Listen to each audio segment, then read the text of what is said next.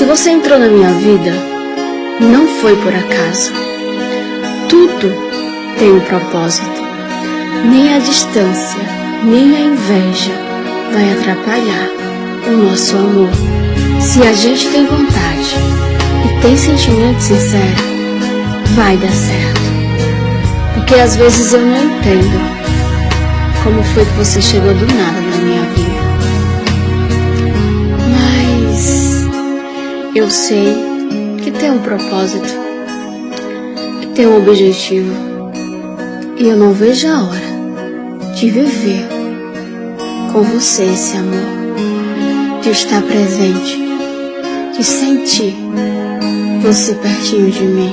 Porque eu sei que tem conexão. E eu também sei que você me aceita do jeitinho que eu sou. E eu te aceito do jeitinho que você é.